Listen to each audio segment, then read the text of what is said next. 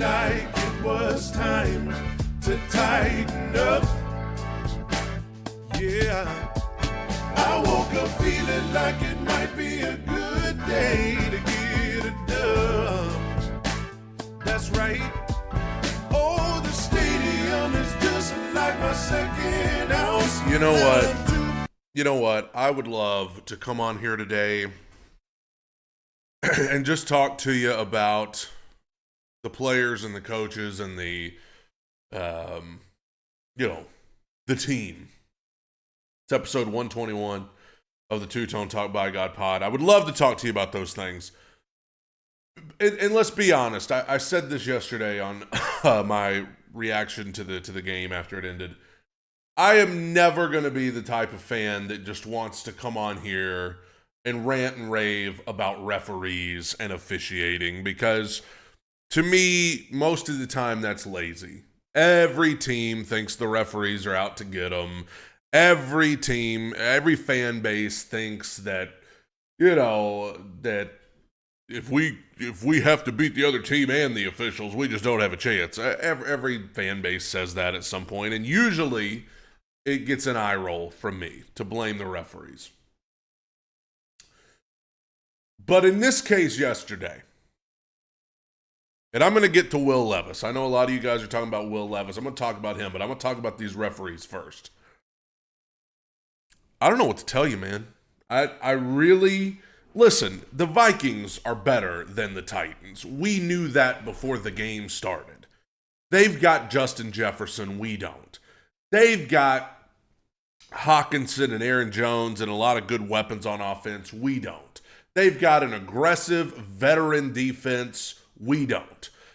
We knew going into this game that the Vikings are better than the Titans and should beat the Titans pretty soundly. But when I have to watch what I watched yesterday, when I have to watch Mike Brown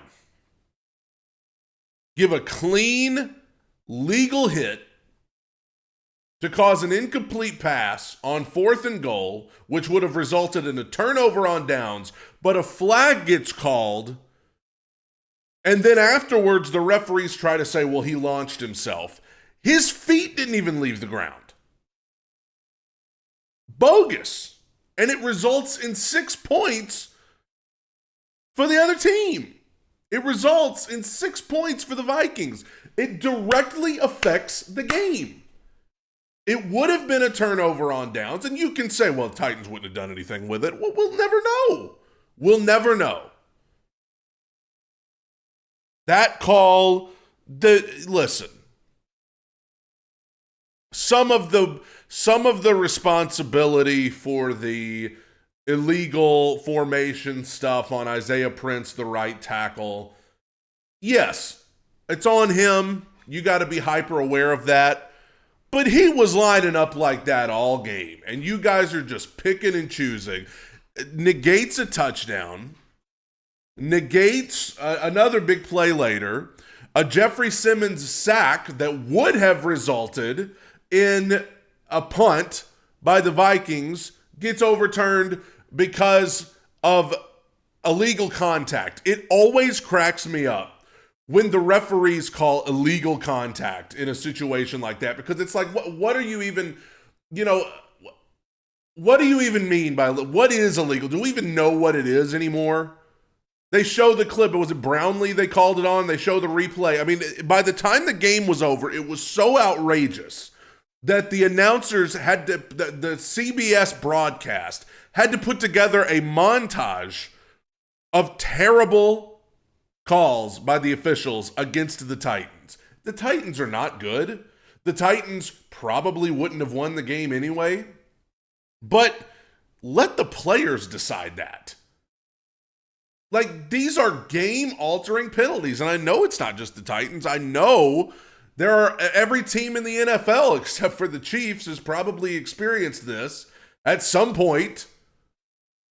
Over the last few years especially, it feels like it's gotten worse. Just game-altering decisions. Not just, the horse collar that was bogus. They called a horse collar on a punt, and, that was bogus. But I didn't get as mad about that because that's not game altering. That's not a direct reason why you lost. But the Calvin Ridley touchdown called back for an illegal formation on a right tackle that had been lining up like that all game. The sack by Jeffrey Simmons when we were down by one possession and it would have gotten us the ball back with momentum, and you overturn it because of a bogus phantom illegal contact. I never want to be this guy. I never want to be this fan who has to get on here and blame referees. I try to stay away from that. But it's just unavoidable in this case. It's ludicrous. And I'm not a violent person, but there was a part of me that wanted Brian Callahan to throw a punch at Clete Blakeman yesterday. I mean, he looked like he was about to, and everybody watching on YouTube, please be sure to click the like button, help me get into the algorithm, but it looked like Callahan wanted to throw a punch, and I was kind of wanting him to. And then, in the post game, he didn't do it. But I said yesterday, I was like, if Brian Callahan wants to gain some good favor with this fan base, he'll just take the fine and go nuclear on these referees in the post game. He didn't do it. I didn't think he would, but I mean, it's just insane. Absolutely insane.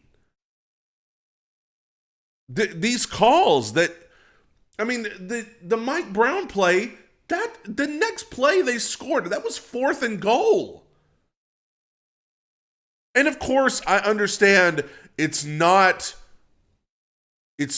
going to get any media attention at all. It's gotten some social media attention. There's some people on X that are sharing it, but I know it's not going to get any attention in the media because it's the 2-8 Titans, and everybody expected them to lose to the Vikings anyway, so who cares? Most people are just going to look at the box score and move on with their day, but this is unbelievable. Absolutely unbelievable. And I made this comparison. If you're in any other line of work and you were this bad at your job, you'd be fired immediately. If you were a chef who didn't know how to cook, you'd be fired. If you were a mechanic who didn't know how to fix cars, you'd be fired. But apparently, when you're an NFL referee and you just make stuff up and you make terrible game-altering decisions, you know what makes me the maddest? I know the Titans are bad, but like, these men are putting their bodies on the line every day. Okay, they are, regardless of whether we're talking about tanking or the draft, these guys are trying to go out there and win. You can say whatever you want about the Titans, but they fought yesterday. I mean, this was not a team like Jacksonville against Detroit. They quit. Yesterday, Jacksonville was a team that quit. Tennessee didn't quit. They were fighting yesterday to try to win a football game. And to have it come down to that, to have all of these guys hard work, to have all of these guys that are playing hurt, that are playing through injuries, that are doing all these things, the coaches, regardless of what you think about those coaches, these coaches who take time away from their families at the holiday season to try to figure out how to win a game, and it gets decided because you guys just pick and choose when you want to throw a flag, and they all go against us? That ticks me off, man. It's infuriating. If we lose because we blew a coverage or we missed a block, which we do quite often, or we threw an inaccurate pass or we had a bad play call, then so be it. But don't let it be because you guys got trigger happy with your stupid flags. And there's no accountability. I have said this time and time again on this podcast. There's no accountability for officials. Every other area of the game of football has accountability. If a player does something even remotely out of line, they get fined. If a coach says or does something even remotely out of line, they get fined. Heck, if a cheerleader does or says something inappropriate, they're getting fined or fired. But a referee can make awful calls that dictate the direction of the game, and not only are there are no consequences, no fines, no punishment, no suspension. They get praised. The owner, Roger Goodell, comes out and says, I think our officiating is as good as it's ever been. It's a helpless feeling as a fan. It's a helpless feeling as a fan to know that you are literally at the mercy of awful officiating every week. Just whatever they decide to do. Just whatever they decide to do. And there's nothing you can do about it. There's nothing you can do about it. They can throw whatever flag they want. They can make whatever bogus call they want, and we just have to deal with it. And the players just have to deal with it and accept it. Don't think I forgot last week against the Chargers, the obvious fumble return for a touchdown that was overturned for no good reason at all. It's unbelievable. And as I said, it is a helpless feeling as a fan. Just helpless. Nothing we can do. Nothing we can do. Now, I'm going to try to talk about the actual players because Light, this is a good segue, in the Super Chat, said, who do you think the Titans QB will be next year? That was what I was going to talk about next, so good segue. Will Levis played, well, real quick, Eric Petty said, I wonder if the NFL tells the media to not talk about refs and media complies. I absolutely believe that. I absolutely believe you can tell there are times when these announcers want so bad to talk about how horrible the officiating is, and they have to stop themselves. I have no doubt they have been told not to say anything. I already know it. Who do I think the Titans QB will be next year? Okay. I was vocal after the Colts game that I wanted another quarterback. I was out on Will Levis after that game, and I said, give me somebody else. But first of all, I'm not opposed to saying that I was wrong. Okay. Will Levis against the Chargers last week, you could tell there was improvement. And I'm going to tell you, this week against the Vikings, I thought he played well. I really did. Now, he did not play perfect. Let's get the bad out of the way first. He was not perfect. Pocket presence still not good. I think there are still times he holds on to the ball too long. One play in particular that I thought was just unacceptable was 4th and 4 in the fourth quarter, and he takes a sack, holds on to the ball forever and takes a sack. Brother, you gotta throw it to somebody. It's 4th and 4. I mean, I don't care if they're covered or not. You gotta throw it somewhere. Okay. Obviously, he threw the interception late, but I'm not going to hold that against him. It was desperation. He was just trying to take a shot and get a quick score. I'm not going to fault him for that. But even in spite of major pocket presence issues, which he still has, always going to be a couple throws you wish you could have back, I thought Will played his best game since the Monday Nighter in Miami last year. I mean, I would say yesterday was his third best performance that he's ever had in the NFL, behind the debut in Atlanta and the Monday night in Miami last year. That was his third best performance ever in the NFL. The 98-yarder to Nick Westbrook-Akine, great throw. The throw to Calvin Ridley that should have been a touchdown that got called back for an illegal formation, great throw. The throw to Bryce Oliver on 3rd and forever, great throw. Had one to Calvin Ridley late in the game that was great. I mean, he had a lot of really solid throws. And especially when you consider the protection was horrible. And I knew the offensive line would struggle because Minnesota's defense is so aggressive. And they blitz a lot, and you know how it is with offensive line. We'll see this week as film breakdowns come out about who really were the perpetrators on the offensive line. At just first glance, obviously right tackle continues to be a liability. I feel like Dylan Radins struggled some yesterday, maybe Brunskill a little too. But I don't know. We'll see on film breakdowns this week. But the protection was bad, and there were times where Will Levis was making really good throws when he had somebody in his face within 0.5 seconds. So this is kind of what we were seeing from him last year. Some really good things on display. Now, we got 7 games left. There are a lot of people after yesterday who are sold on Will Levis again. People who are on X and other platforms who are saying, Will Levis is the future. Will Levis is the guy. Listen, I feel better about Will Levis after the last 2 games. I do. I feel like the door is open again for him. But I'm not willing to make a decision just yet as a fan. I'm not willing to just say, yes, let's go back to him. He had a couple of good games. He's got 7 games left this season, and let's be honest, we need some reason to watch these last 7 games, and he's probably going to be it. See how he does. But the door is open.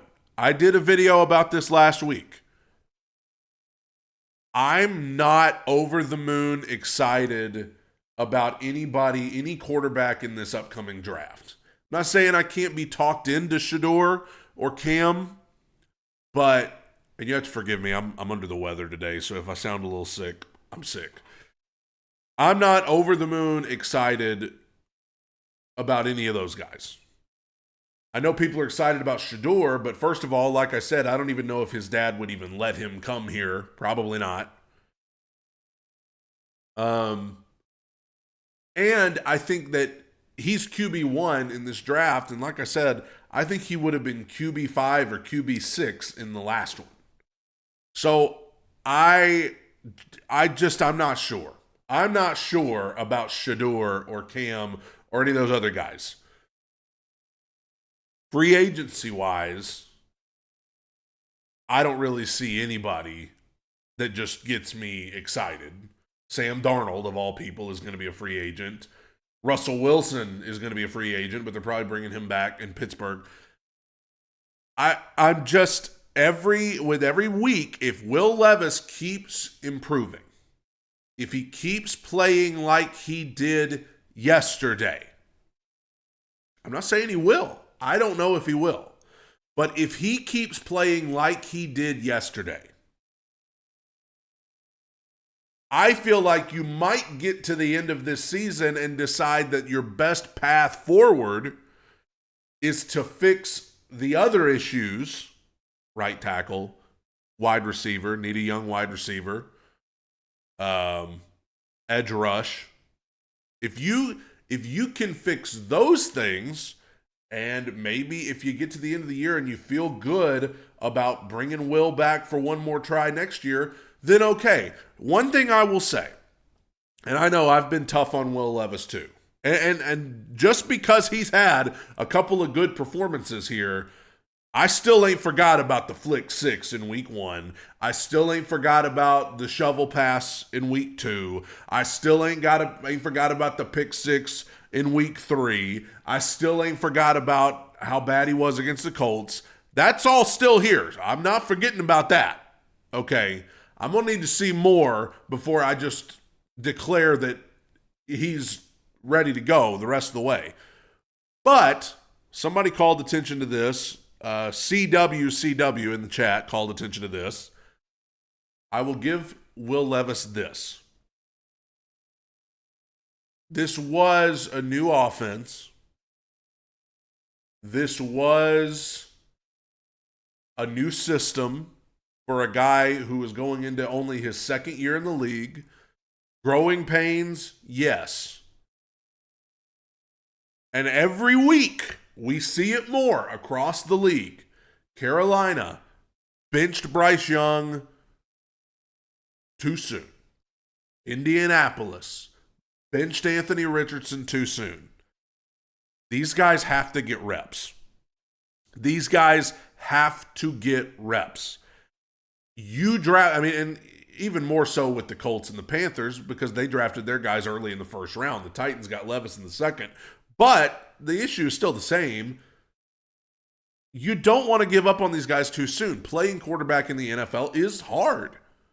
And look at Bo Nix, okay? Bo Nix was terrible early on in this season. And I know he's a rookie, but he was terrible early on in this season. But that guy's getting better. You can see it happening before our very eyes. That dude is getting better.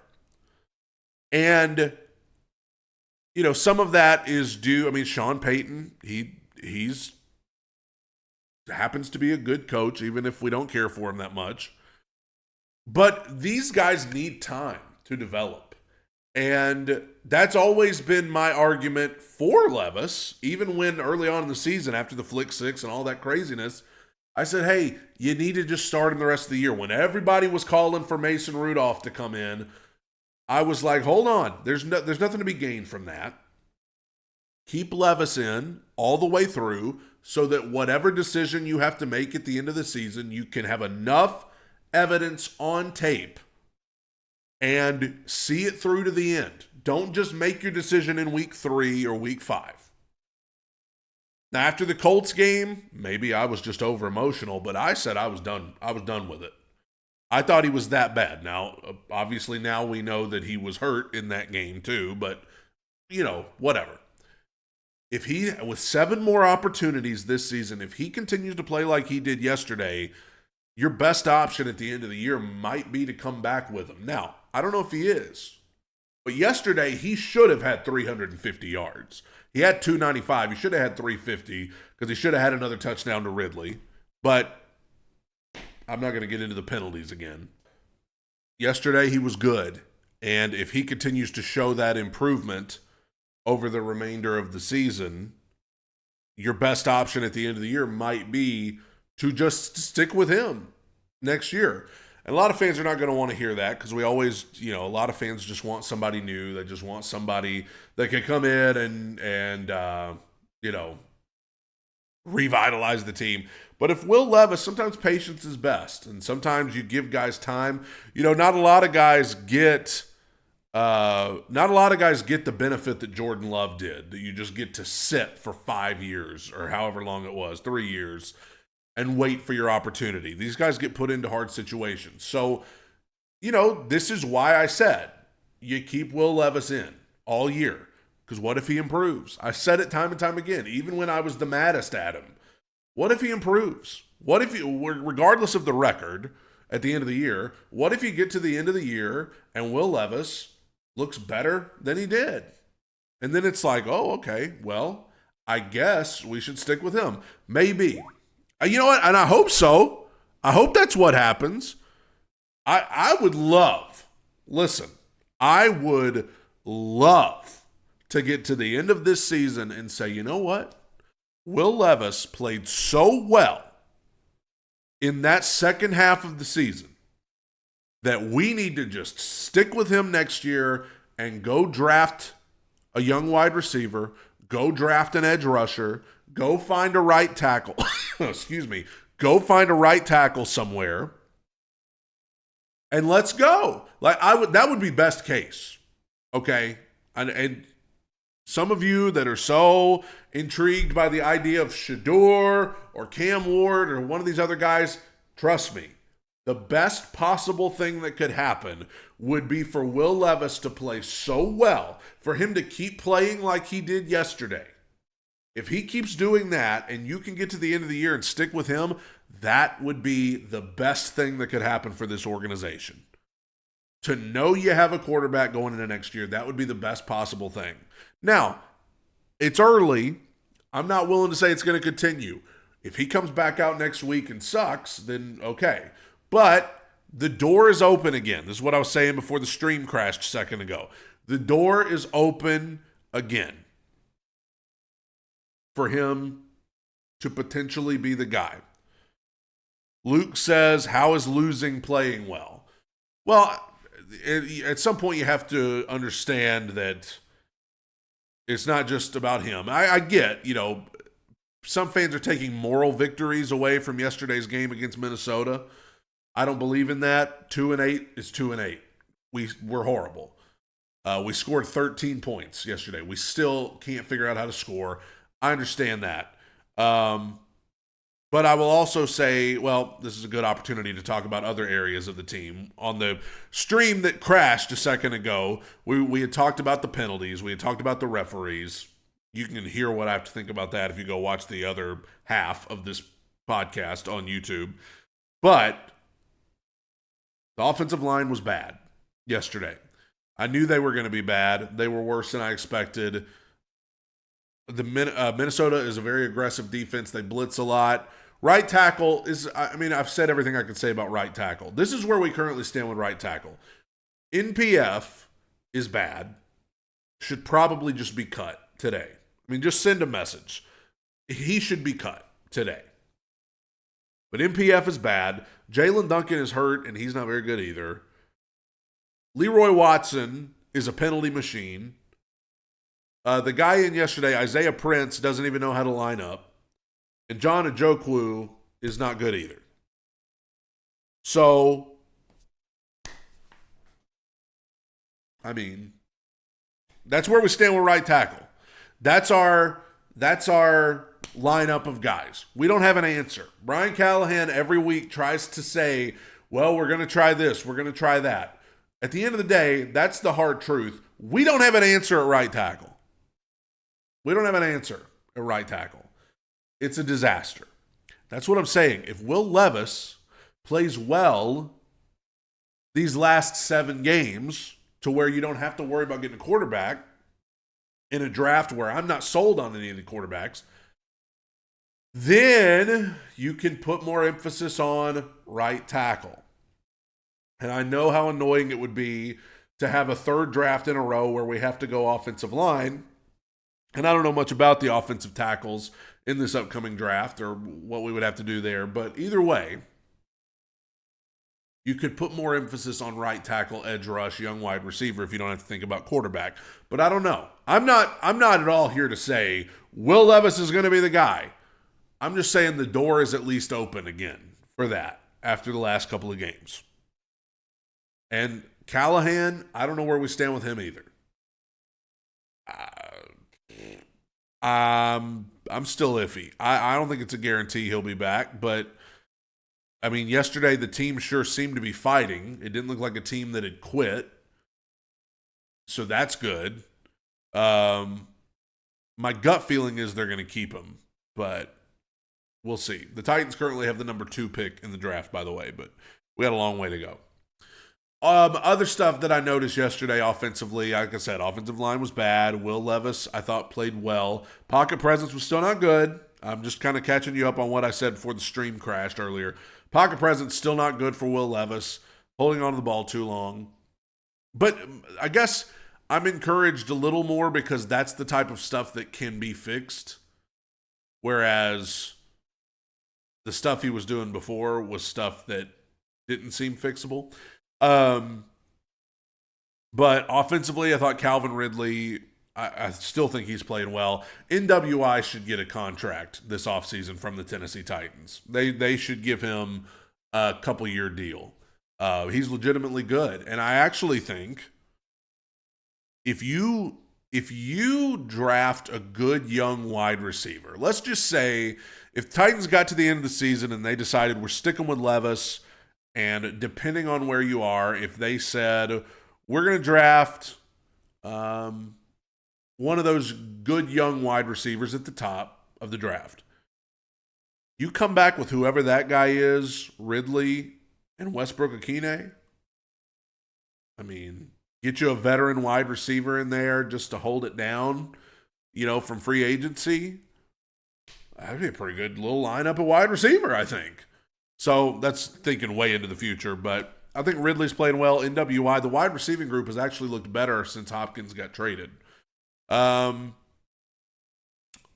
game was very disappointing yesterday. The run game was awful for Tennessee. I'm not going to harp on it too much because that's the first time that's happened this season.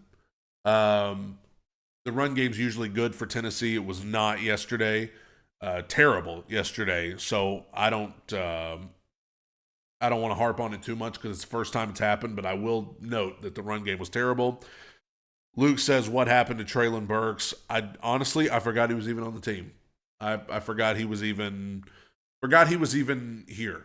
But I imagine he will not be back on the team next year. Just a hunch. Defensively, I thought they played hard. The tackling was bad. I thought, once again, poor tackling. Somebody on X did a tally of all of the almost sacks that the Titans got. Devondre Sweat almost had 4. Simmons almost had 3. Arden Key almost had 3. Like, there were a lot of almost sacks, and I don't know why we couldn't bring down Sam Darnold. But there were also times where Aaron Jones looked like he was swallowed up for a loss, and then he would pop out and gain 5 yards. Just bad tackling, I thought, yesterday by the Titans. I thought the secondary just did the best they could, considering that they were getting called for penalties when they just would move. And also considering you're going against Justin Jefferson and Jordan Addison and Hawkinson. I mean, it's just a tough matchup without Snead, who I guess is never going to play again for Titans this year. But yeah, I think the defense is overrated. I've been saying that for weeks. They're not bad, but they are overrated. They're not as good as people have made them out to be. Edge rush is a need. I hated the injury to Jack Gibbons. Hated to see that injury. That was, I don't know if anybody saw the replay of that on X. It was bad. That was an ugly, nasty injury. And he was playing well. And so I hope he's able to come back. I hope he's able to come back next year because he was playing well and he's a good piece at linebacker. Jerome Baker played in the first game that he's played in for the Titans. I thought he was pretty good. Just on a surface level from what I saw yesterday, I thought he played okay. Harold Landry's gotten mighty quiet over the last couple of weeks. Had a great start to the season, and now he's gotten a little quiet over the last couple of weeks. Still think Simmons is playing better than the stat sheet says. I think that the matchup was a lot to overcome yesterday, and the penalties made it even worse. In my opinion, most of them bogus penalties. It was just too big of a mountain to climb. But the most positive takeaway I can give from this is that Will Levis, in my opinion, played well. Not perfect. Pocket presence still an issue. I'm still not sold. But we'll see. It's something that maybe he can build on. And if he can, then maybe you try to run it back with him. But he played well. The team was fighting. They were fighting hard. We just don't know how to score points. I've never seen anything like it. This team is allergic to scoring points. It's just the most unbelievable thing that I've ever seen. Which, some of the bogus penalties aided that. But whatever. Let's talk about some other games that happened yesterday. Again, I apologize for the stream crashing a little bit ago. I'll try to upload a version of this with all of it together. Steelers beat the Ravens. Listen, I think the Steelers might be contenders. Like, what reason do I have not to believe that the Steelers are contenders? They are looking like they might win that division. I mean, I think Mike Tomlin should be coach of the year. Russell Wilson, I think, has been really good. Everybody's all excited about the Ravens, but Steelers beat them. I mean, they're not as fun as some of the other teams, but the Steelers win. They're doing a whole lot of winning. Lions beat the Jaguars 52-6. I think the Jaguars are getting ready to clean house. Jaguars are they're awful. They look like a team that has quit. That's the difference. I think Tennessee looked like they're still fighting. Jacksonville looks like they flat out quit. And they've got a lot of injuries, but I mean, they just looked like they didn't even want to be there yesterday. They looked horrible. The Lions continue. My only concern about the Lions is I feel like they're peaking too soon. I almost feel like it would do the Lions some good almost to lose a game because I feel like they are just peaking too early. Rams beat the Patriots 28-22. It's about what I expected. Drake May continues to show a lot of good signs for the Patriots, but the Rams just have a lot more talent than them. Saints over the Browns 35-14. I mean, listen, the Saints currently are 2 games out of first place in their division, and they beat the Falcons last week. So the Saints are not dead. As crazy as it sounds, the Saints are not dead. The Browns are, though. The Browns are terrible. Colts beat the Jets 28-27. Anthony Richardson, good in his return. The Jets are done. They are done. They are absolutely a nightmare. Absolutely horrible. And, good for Anthony Richardson coming back and, scoring the touchdown late. Had a couple of rushing touchdowns. Thought he played one of his better games of the season. And, we'll see. I don't know who they got next or what kind of competition they got coming up, but they beat the Jets, and he played well against the Jets. Rashid says it's the Jets' offensive coordinator's fault, and we all know who that is. TBGD. Todd, by God. Doubting. Let's keep going here. Vikings over the Titans. We already talked about that a whole lot. Dolphins beat the Raiders 34-19. About what you'd expect. The Raiders are terrible. Dolphins with Tua are a good little team there. I don't know. Dolphins still have an outside shot of making the playoffs. What are they now? 4-6. So they're kind of in the mix. Packers over the Bears 20-19. Tough for the Bears. Tough for the Bears. They had the Hail Mary, and then they had 2 weeks where it looked like they didn't even care. And then they tried to beat the Packers for the first time in like 5 years, and they had them, and then blocked field goal, and just brutal. Brutal. This has been a tough year for the Bears. They had a little stretch there where they were looking good, but this has been a tough year for the Bears. Packers look suspect to me. I mean, they're winning. They're 7-3, but I think the Packers look a little bit meh. Broncos over the Falcons 38-6. I mean, listen, this is why I don't trust Falcons, because this season they've been killed by teams like the Seahawks and the Broncos. So I'm not sure. And now the Saints are like getting back into contention for that NFC South. And I guess the Broncos are going to make the playoffs. I mean, listen, I'm not a big believer in the Broncos. I like Bo. Broncos look poised to grab the 7th seed in the AFC at 6-5. They're leading the charge.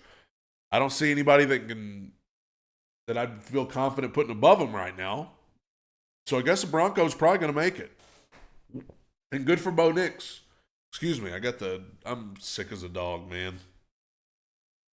Seahawks beat the 49ers. Listen, I know we got a 49ers fan somewhere. Brock P. Fan 13. I don't know if 49ers are going to make the playoffs. I don't know if they're going to make it. I mean, Arizona has taken control of the division. Now Seattle's ahead of them in the division, I think, maybe, or they're half game behind them. Or maybe, no, I think they're ahead of them. I don't know if the 49ers are going to make it. Looking at the layout of the NFC, assuming Philly and Washington both come out of the East, assuming Arizona, I mean, if Arizona seals the West, Falcons, I guess, coming out of the South. And then in the North, I think you're going to have the Lions and the Packers and the Vikings. I mean, I don't think the 49ers are going to make it. And that's unbelievable because a lot of people thought they were leading the charge in the NFC. I think we're at the point now where I'm seriously questioning whether or not they can even make playoffs because I'm not sure I see a path. Bills got the Chiefs. Bills, I suspected the Bills would win this game. Bills beat the Chiefs 30-21. Josh Allen, great play at the end to win the game. If I'm a Buffalo fan, I'm still not celebrating too much until you can beat them in January. Nothing, at the end of the day, the Bills do not have the upper hand on the Chiefs until they can beat the Chiefs in January. Until then, this is cool. You beat them in the regular season, gave them their first loss of the year. I'm not buying it until you can beat them in January. But the Bills continue to look very, very good. And then last night, the Chargers beat the Bengals on Sunday Night Football. Weird game. Just felt like, well, first of all, I just want to say this as a Titans fan. Evan McPherson missing 2 game-winning potential field goals in the fourth quarter. That's payback for you knocking us out of the playoffs a few years ago in the divisional round, acting all cocky, talking about like, well, looks like we're going to the AFC Championship game. Well, looks like you're 4-7. Chargers are a lock for the playoffs, and I said this last week. The Chargers are going to get into the playoffs as a wild card team, and they're going to upset somebody in the playoffs. The Chargers are going to upset somebody. I don't know if it's going to be Baltimore. I don't know if it's going to be Pittsburgh. I don't know if it's going to be Buffalo or Kansas City or whoever. The Chargers are going to upset somebody in the playoffs. You heard it here first. That's all the games from yesterday. So what do you do if you're the Titans? And what do you do if you're a fan of the Titans from here? They're 2-8. There is no path. Even last week, we were able to come up with a scenario where if they go on a run, then maybe yada, yada, yada. All paths are off the table in terms of playoffs. They're 2-8. That's long since passed. The reason I'm going to keep watching is A, because I freaking love this team. God help me. I'm a Titans fan. Two-tone blue through and through. Okay. And it was that way before I started this podcast, but this podcast just confirms it. So that's the number one reason why I'm going to still be watching. Number 2, I'm going to be watching to see how Will Levis performs the rest of the season. I'm going to be watching to see, if he can continue to play well, and that letting us know where we stand for the future. And somebody mentioned this earlier, and I agree. I want to see more. I want to see more Bryce Oliver. I'd like to see. He's had a couple of big catches the last couple of weeks. I'd like to see more from Bryce Oliver and just players like that. I want to watch. If it's me, I'm not even bothering putting L'Jarius Sneed back out there or Cheeto Awuzie for the rest of the season, because I would just get more reps for Jarvis Brownlee, get more reps for Mike Brown, get more reps for those young guys like that. And, to get them set up, let's keep those guys in there. I know Sneed's going to be back next year, but I'd like to get more reps for the young guys. If we're going to be bad anyway, let's get more reps for those guys. Let's see more, Tavondre Sweat. I want to see if he can finally get to the quarterback. I want to see, we don't have an answer at right tackle, but I want to hopefully continue to see J.C. Latham, Peter Skoronski playing well on that offensive line. Dylan Radins as well. If he could get back on track and play well, and you re-sign him, most of your offensive line would be in place for next year, assuming Lloyd Cushenberry can come back from his injury. I think it's more important at this point. Let's get reps for these young guys. Look into the future, because Cedric Gray, that's another guy. Remember him? Let's get Cedric Gray in there. Let's get him in there at linebacker and let him play some over these last, 7 games. That's what I'm looking for. I'm looking to see who can we look at as a major piece for the future for the last 7 games, because we're 2-8. And that's really the only value that you can get at this point. But Will Levis is leading the charge in that. Will Levis is the main one. It's like that I want to see. We'll be back Friday to, I guess, preview Titans-Texans in Houston. The Texans play tonight against Dallas as well. And, that's all I can tell you. The referees were awful. Will Levis was not. Thank you guys for joining me. Sorry for the technical issues halfway through. God bless you. Two-Tone Talk, By God Pod. Stay way too high on the wins, way too low on the losses. See you Friday. Bye, everybody.